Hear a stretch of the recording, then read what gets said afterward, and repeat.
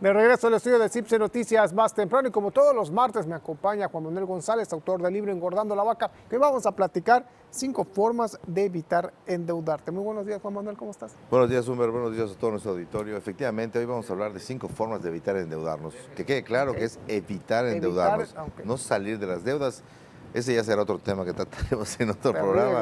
Ahí viene la temporada de las deudas. Es correcto, ahí viene, está cerca, parece nada, pero ya se fue más de medio año y estamos ahorita pues en ese antesala. Ya venimos probablemente de los veranos desgastados también un poco, Claro. ahí viene otros gastos, bueno, ya empezaron algunos de escuela, ¿no? Muchos para la escuela, escolares, y luego está a la vuelta de la esquina y ya está Navidad, ¿no? Pero para quienes tengan la oportunidad de evitarlo. Que todavía estén a tiempo de evitarlo, todavía pueden lograr algo, ¿no? Y la verdad es que sí es importante porque a veces no nos damos cuenta y a veces son pasos tan sencillos que no los hacemos por cuestiones de orden o organización o porque no lo sabemos y no pasa nada.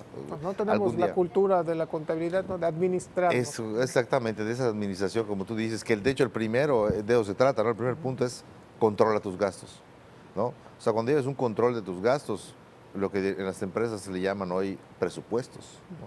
Cuando lleves a decir qué es un presupuesto en pocas palabras, es llevar un estimado de los ingresos que piensas tener, claro, y un estimado de los gastos que piensas tener. ¿Cuánto entra y cuánto sale? Pues, así entra es. 2 pesos, no puedes gastar 4. Es correcto, ¿no? Que además ahorita que veamos los demás vas a ver que están ligados de alguna u otra manera, ¿no? Entonces lo primero sería que controles tus gastos. Okay. De verdad que te puedes impresionar de cuánta gente le puedes preguntar cuánto es tu costo de vida, ¿no? Y no te pueden decir cuánto es tu costo de vida. ¿Por qué? Porque no se han sentado a hacer, a ver, si pago el gimnasio, mi gasolina, el auto, la letra de no sé qué, el gas, la luz, mi teléfono, etcétera, etcétera. Una serie de gastos que les conlleven, si tienes hijos, la coletera de los hijos, etcétera, para que lleves a decir, oye, mi costo de vida es ¿no? Y en base a eso ya tienes una base para poder decir, oye, esto es lo que tengo que cuidar y esto es lo mínimo que tengo que ingresar para que yo no empiece a firmar, pedir prestado y etcétera, ¿no? Entonces, que eso es algo muy importante, porque cuando tú vas a hacer un reajuste, eso sería si estás ya endeudado, pero no estaría mal que lo hagas antes, si puedes, para poder estar un poco más holgado. Ahí te vas a dar cuenta qué gastos son necesarios o no, y etcétera, ¿no? Que lo vamos a hablar más adelante en otro punto.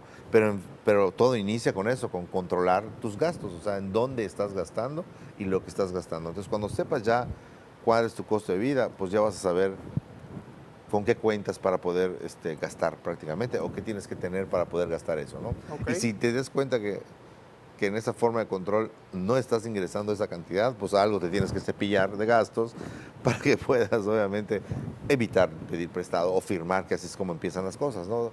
Lo firmo, total, son abonos chiquitos o son no sé qué. Sí, pero entre poquito y poquito. Es correcto, ¿no? Porque además así empieza, no te das cuenta, como bien dices, de poquito en poquito, y cuando haces así ya debes 10,000, cuando haces así ya debes 30, cuando haces así ya debes 50 y 100, etcétera, ¿no? Entonces, por eso es importante llevar el control de los gastos.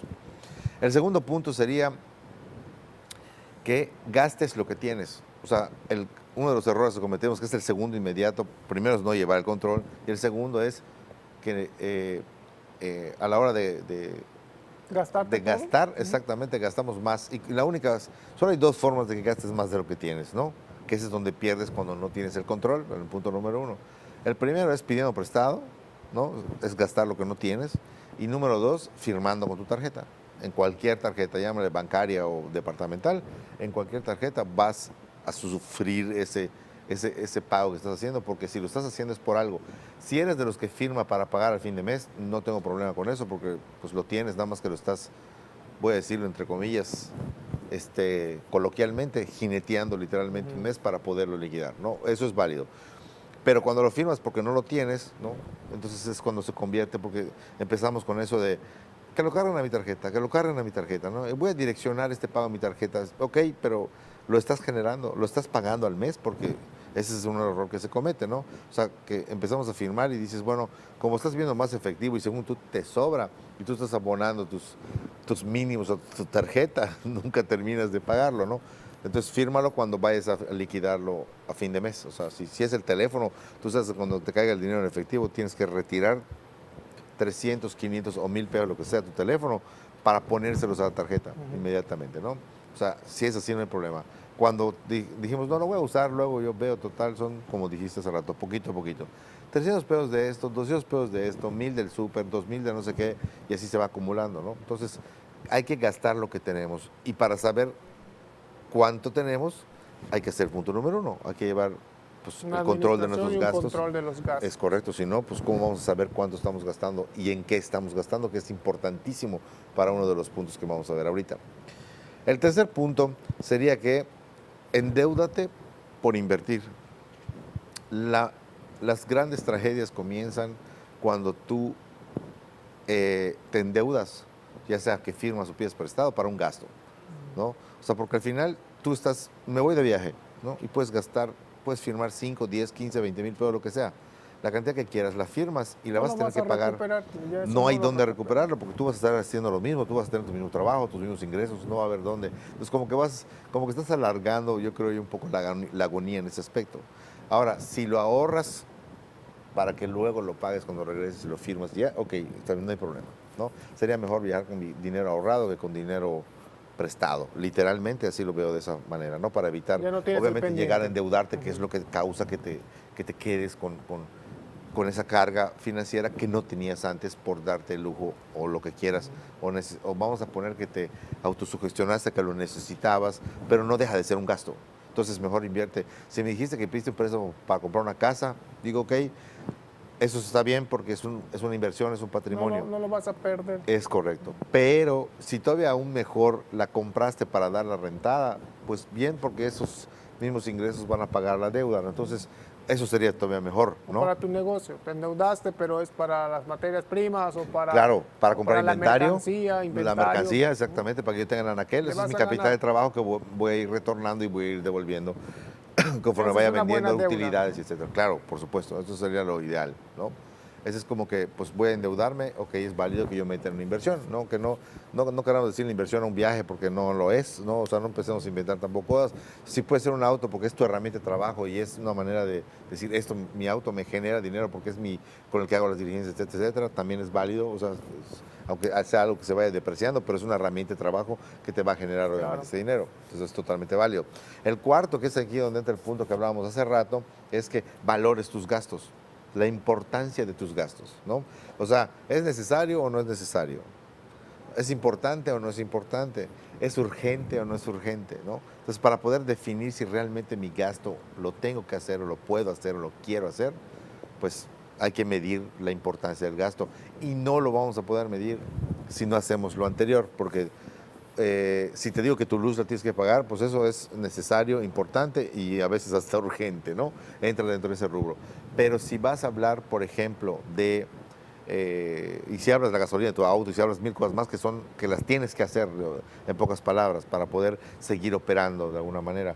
Pero si me vas a hablar, por ejemplo, de un gimnasio, claro, aunque yo soy fan de la salud, pues ok.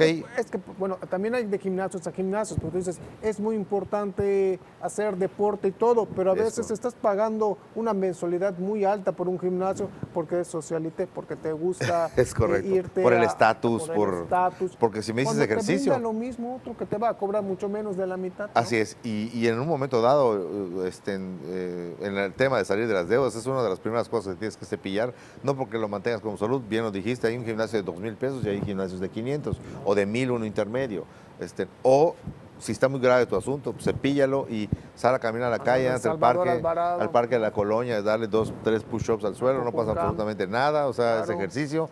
Sí, entonces, esas son las cosas que hay que valorar, qué tan importantes son para decir si estoy muy pegado a mis ingresos, pues es una de las principales cuentas que se empiezan vamos a decir, a comer, o tienes un teléfono que tienes una cuenta muy alta, o sea, cuando puedes tener un plan más chiquito y vas a hacer lo mismo, vas a hablar lo mismo, pues también eso es totalmente válido, ¿no?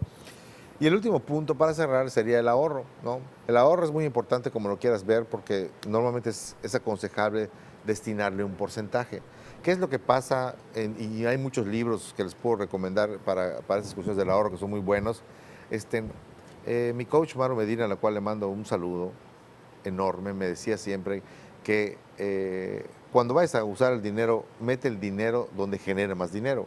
O sea, sobre todo si es tu ahorro, mételo en un lugar en el cual te vaya a generar más dinero.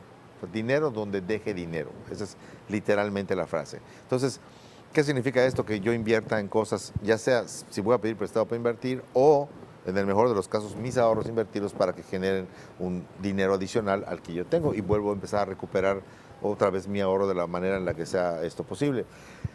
Mike Michalowicz tiene un libro que decía, y eso nos pasa cuando empezamos a hacer nuestras cuentas y empezamos a separar el dinero, lo que pasa es que haces tu tubito de la pasta cuando está lleno el tubo.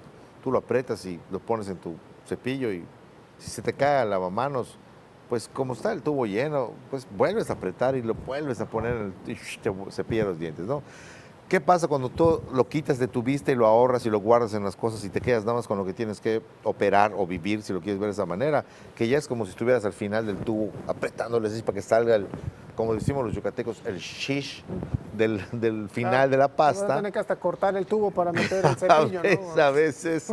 Entonces, cuando eso lo pones en tu cepillo y se te cae en lavamanos, ¿qué es lo que haces? Pues dices, pues esto como me queda muy poco, pues le metes el cepillazo al lavamanos y con eso te enjuagas, ¿no? Total es tu lavamanos, no es el de un extraño, ¿no? Entonces eso sucede cuando tenemos el dinero, cuando tenemos todo en la cara, como que no medimos esa parte y eso sería una parte muy importante para poder controlar mi ímpetu de gastar nada más a lo tonto, ¿no? Pero esas serían las 5 maneras de evitar endeudarnos. Excelente, muy cierto. Sobre todo en las tarjetas de crédito, yo soy de los que piensan, no hay que utilizarlas solamente en lo necesario. Digo, yo no tengo, pero ya cuando se vuelve una costumbre, pasa a ser un problema. Sí, o sea, ha pasado con los que hacen Rappi, por ejemplo. Piden, le cargan la tarjeta, comen, piden, no se dan cuenta que 300, 400, 300, 200. Y cuando hacen así, 10,000 pesos de cuenta. Es un cuento. De comidita. Juan Manuel, como siempre, muchísimas gracias. Gracias a ti, Humber, gracias a nuestro auditorio. Nos vemos la otra semana. Hasta la próxima semana. Vamos nosotros a un corte. Ya volvemos a CIPSE Noticias más temprano.